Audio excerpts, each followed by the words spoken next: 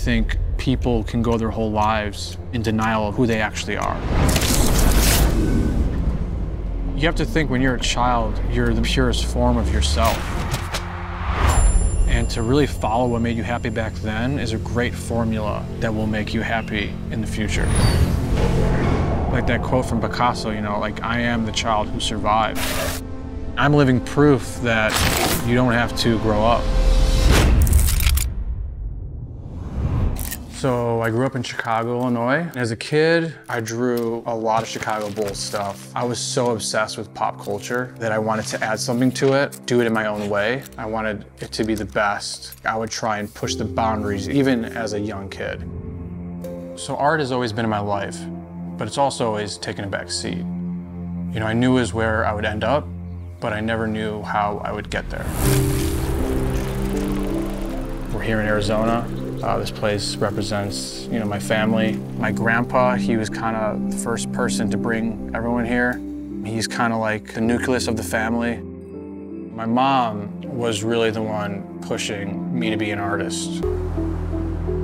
I moved my entire room into my basement, just brought my mattress, I brought our poker table, my work desk, and that's where I worked. You know, didn't talk to many people, and built my portfolio for about a year.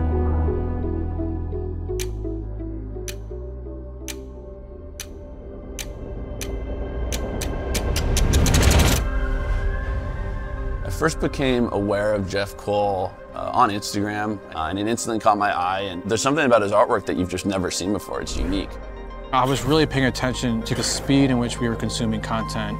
So I thought, you know, imagine seeing two things that weren't supposed to be together, in that second that you were scrolling, it would get you to stop. The cool thing about Jeff's art is that, you know, there's a nostalgic element where, you know, he takes things from when you were a kid and intertwines it in today's pop culture. So there's so many elements that keeps it fresh and gives you this nostalgic, just kind of happy feeling. It wasn't until me and Mark were just super frustrated one day, and he's like, why don't we just start putting some of your designs on art? And I remember we sold 12 pieces in an hour. And to us then, it was like we just won the lottery, and that's when Iconic really was born. At first, Iconic was a major disruption in the art space. There were no brands commercializing wall decor. And ever since, my brain just started exploding with concept and ideas, and everything from my childhood rose to the top. My grandpa abruptly passed away here in Arizona, and as a kid growing up, he used to collect owls.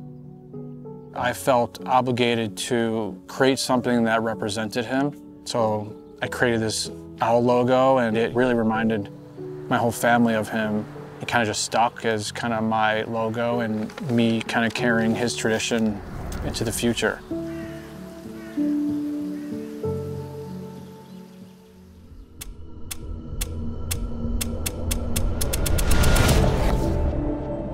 We reached out to Jeff about a partnership because we resonated with his disruptive nature. It's a unique partnership, and he's actually the first artist ever that we've collaborated with, so we're really excited about that. Whenever I look at this watch now, I see the past in my family, I see the present in my career, and I see the future in my legacy. If I were to define the word legacy and what it means to me is what people remember when you're gone, and it's something that stands the test of time. I don't think I could ever live in a world where I wasn't doing what made me happy. And me being living proof of that will inspire someone else to give them permission to do what they love. And that's something I'm extremely proud of in my legacy here on this earth.